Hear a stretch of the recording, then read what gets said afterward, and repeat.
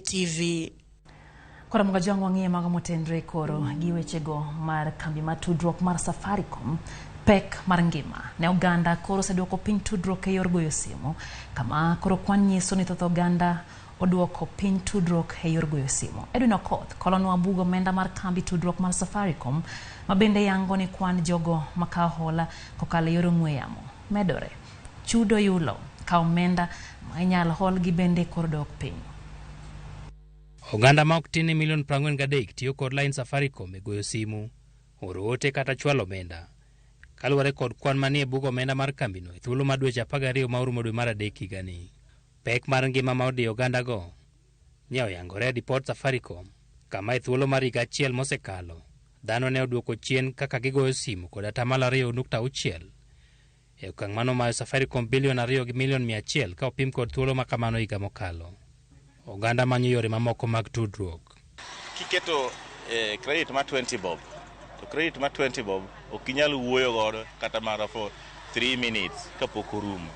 Omiyo ka ng'ato amua to dhi kasonge ong'iewo data to onyalo nyisi ni bwana wawuoyo WhatsApp, orna gi message ni WhatsApp nikech sani gima osebiro matek.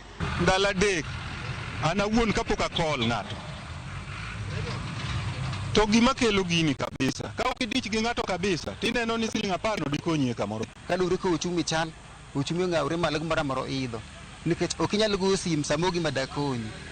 Ng'eny ji sani ni manyo, to sani mimanyo to en handand ma othrumo kamano. Nyiepo mag simu e dukni mag Safaricom bende ne olwar kod 20%, kama omenda ma kambi no loso ne olwar kod siling bilion 2 gi milion 800 nyaka siling bilion 11 gi milion 400. Dich matindo tindo kaka nyiewo teko stima ne odhiro oganda mokawo siling bilion 701 gi milion 500 e yor Fuliza, medruok mar 40% ka opim kod higa mokalo. Ma tiende ni oganda ne kawo chiegni siling bilion 2 pile ka pile, kata siling milion 81 sa ka sa odiechieng' gotieno e Fuliza kende. Ne jogo makawo hola en gima ochuno gi achuna kata bende obiro kod wich kuot seche moko. Loan e gima orimbo gohala. Loan asekawo mang'eny kabisa. Kata sani nitie moko magombo kawo to pod an godo.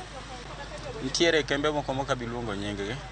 Iyudo ni ka in gi pesa gi to gimanyo next of kin machiegni kodi, to jogi kopo ni deko kata godiochieng' achiel. Kaso nitie moko madhi as far as chako goni simu kata gi ndalo 2. Koro en simu satema kidogo tu. Koro en simu satema ok nyal. Yudo ni kata na mari samoro gone simu ni binge ng'ama kama wabandhe pesa wa. Nokonya nikech nachulo stima na olo siling mana 300 tu. Koro kwa makosa wi odhi owil. To richo mokwongo ni simba no dhi olal. Koro kana renew to message oduogona noseketa e CRB. Chieng' mnonego beni aduoke pesa ok ne an kod pesa. Jo kande otieko ndalo 2 to gochina to nogona sim kane ne ariembo pikipiki boka na mako. To kendo to dhi ogochi ni ng'at mandiko asevo nying mama wa ni mbuyu. Koro dhi ogochi ni mama wa kithreaten ngimane ni wuodi no kawo pesa wa to tamre chulo wa, wadwa make. Chudo bende ne ok ber, nikech mana siling bilion 671 kende mane ochul, kata bed ni gowino en ma onego chule thuolo matin e dwe achiel. Luare yuto mag oganda bende ne oneno e omenda ma inyalo migi kaka hola. Mano duok piny kod 26% e thuolo mar higa achiel mosekalo. Safaricom mane yuto mare odok piny kod 22% nyaka siling bilion 52, koro biro chuno mondo many yore mamoko mag loso omenda, ka pek mar ngima medo dhiro oganda mabor kod nyiewo credit mar goyo simu kata chulo hola ma gikawo e yor ong'we yamo. Edwin Okoth, Ramogi TV, Nairobi. Kora moyo kora teri nyake kadhwadh nam chumbi.